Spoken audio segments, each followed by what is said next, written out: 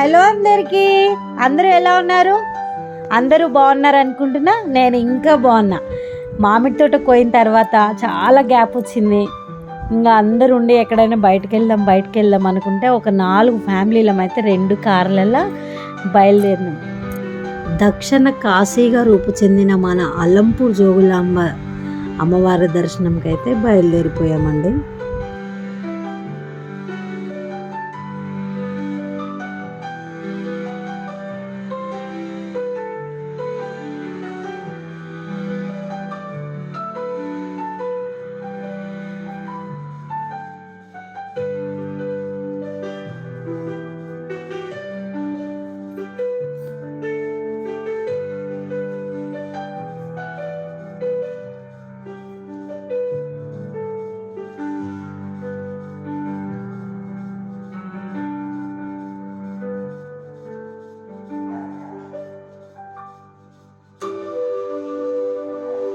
దారి మధ్యలో వెహికల్ అయితే ఆపుకొని టిఫిన్ చేద్దామని ఒక ప్లేస్కి అయితే వెళ్ళిపోయినాము.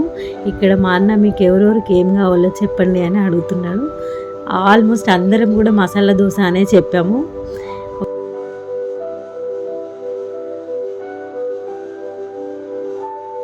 ఇక్కడ వడలు అయితే చూస్తుంటే నోరు ఊరిపోతున్నాయండి. కాకపోతే లాంగ్ డ్రైవ్ కదా, ఆయిల్ ఫుడ్ తినొద్దని నేనైతే స్కిప్ చేసేసిన.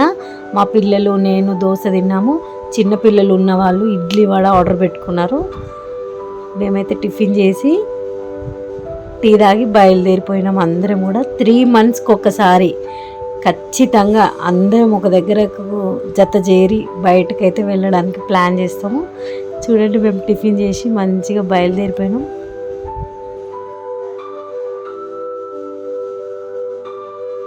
మేము వెళ్ళే దారిలో మైసగండి అమ్మవారి దర్శనానికి అయితే పోవడం జరిగింది. అక్కడి ప్రత్యేకత ఏంటి అంటే అమ్మవారి కోరికలు చాలా బాగా తీరుస్తుంది. ఏదైనా సరే మనం అనుకుంటే ఆ కోరిక వెంటనే నెరవేరుస్తుంది. కొత్త వాహనం కొన్నా, కొత్తగా పంట వేసినా, మన వ్యాపారం మంచిగా జరగాలన్నా అమ్మవారికి మొక్కితే ఆ మొక్కు తొందరగా తీరిపోతుందని భక్తుల నమ్మకం. అక్కడ సంవత్సరానికి ఒకసారి బాగా జాతర అయితే జరుగుతుంది. అక్కడికి వచ్చే భక్తులు బోనం సమర్పిస్తారు అమ్మవారికి, అన్నదానం కార్యక్రమాలు చేస్తారు. వాళ్ళు ఏమేమైతే మొక్కుకుంటారో అవన్నీ మొక్కులు అమ్మవారికి చెల్లిస్తారు. చాలా ఘనంగా జాతర జరుపుకుంటారు. చాలా శక్తి స్వరూపిణి మైసగండి అమ్మవారు. కోరిన కోరికలు తీర్చే ఆ మైసగండి తల్లి దర్శనం మీరు చేసుకోండి.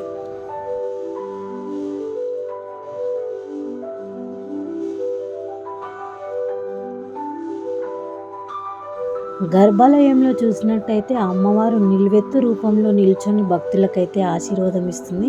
ఇక్కడ దీప రూపంలో మనకు ఎల్లమ్మ తల్లి దర్శన భాగ్యం అయితే ప్రసాదించింది. ప్రశాంతంగా ఉందండి అమ్మవారు చూస్తుంటే, చూడముచ్చటగా ఉంది. ముడుపులు గాజుల మధ్యలో అమ్మవారు పసుపు కుంకుమతో మంచిగా గర్భాలయంలో కూర్చుంది అమ్మ. అయిపోయిందండి, మేము దర్శనం చేసుకొని అయితే బయటకు వచ్చేస్తున్నాం. ఇది మా గ్రూప్ ఫోటో తీసుకున్నాం. అమ్మవారి ఆశీర్వాదం మీపై మాపై ఎప్పుడు ఉండాలని మనస్ఫూర్తిగా కోరుకుంటున్నా.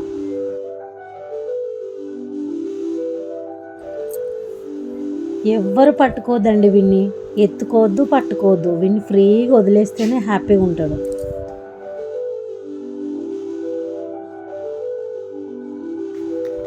మైసగండి ఆలయం దర్శనం తర్వాత అలంపూర్ జోగులాంబ అమ్మవారి దర్శనంకి అయితే బయలుదేరిపోయాము.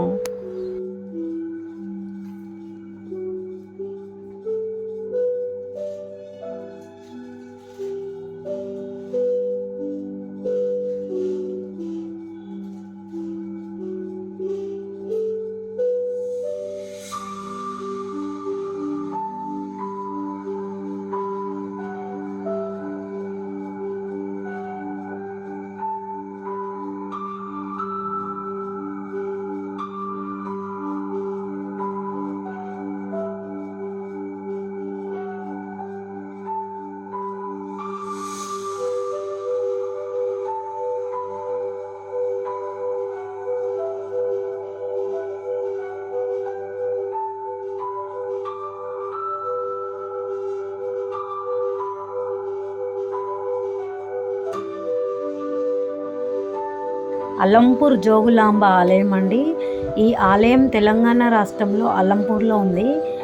ఇది అష్టాదర శక్తి పీఠంలో ఒకటి అండి. 18వ ముఖ్యమైన అమ్మవారి శక్తిపీఠం. ఆలయ చరిత్ర చాలా పురాతనమైనదండి. దాదాపు 7వ శతాబ్దం నాటి చాణక్యుల కాలం నాటి చరిత్ర. రాజుల ప్రాంతంలో అనేక దేవాలయం నిర్మించారు. అందులో అల్లంపూర్ జోగులాంబ ఆలయాన్ని దక్షిణ కాశీగా పిలుస్తారండి మన తెలుగు రాష్ట్రాల్లో.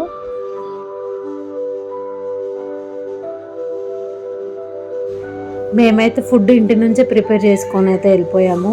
అందరం ఇలా కలిసి కూర్చొని తింటే ఎంత బాగుంటుందో అండి. పిల్లలు పెద్దలు అందరూ కూడా ఫుడ్ మంచిగా ఎంజాయ్ చేసిరు.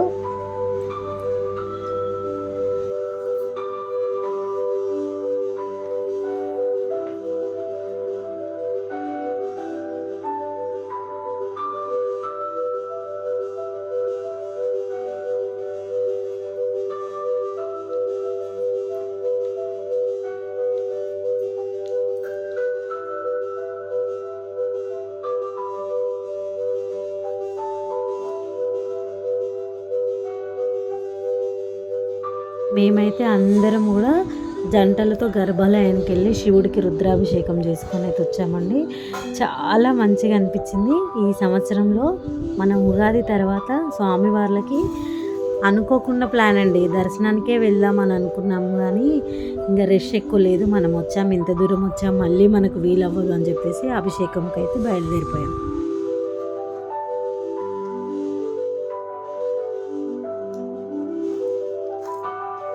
ఈ ఆలయంలో ప్రత్యేకంగా పురాతనమైన విగ్రహాలు చాలా అందంగా ఉన్నాయండి. ముఖ్యంగా మనకి కాలభైరవ స్వామి, త్రిమూర్తులు చాలా అందంగా ఉన్నారు. మనకి మొదటగా వినాయకుడు స్వామి దర్శనం ఇస్తారు. గుడిలోకి వెళ్ళగానే చాలా ప్రశాంతంగా ఉందండి. మేమైతే రుద్రాభిషేకం చేసుకొని జోగులమ్మ అమ్మవారి దర్శనంకి అయితే బయలుదేరిపోయాం.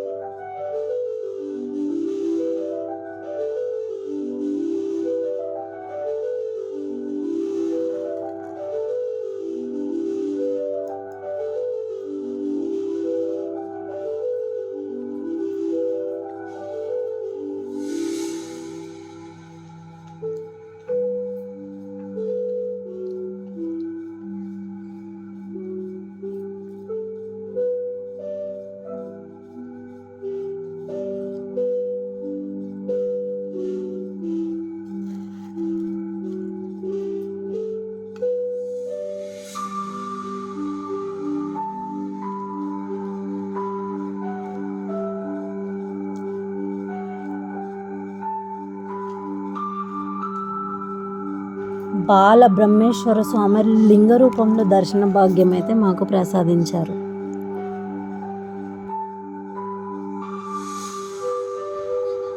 జోగులాంబ అమ్మవారు ఉగ్ర స్వరూపిణిలో ఉంటారండి.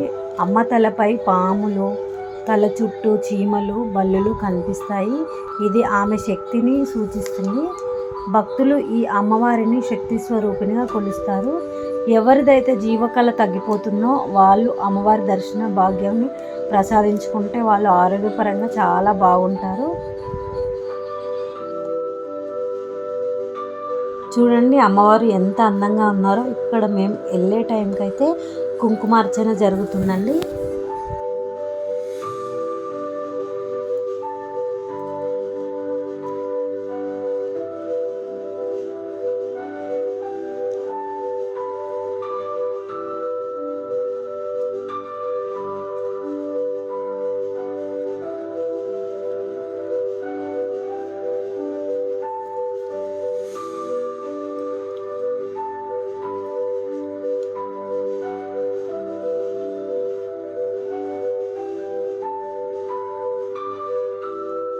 అమ్మవారి దర్శనం అయిపోయిన తర్వాత మేము రిటర్న్ హైదరాబాద్ అయితే బయలుదేరిపోయామండి.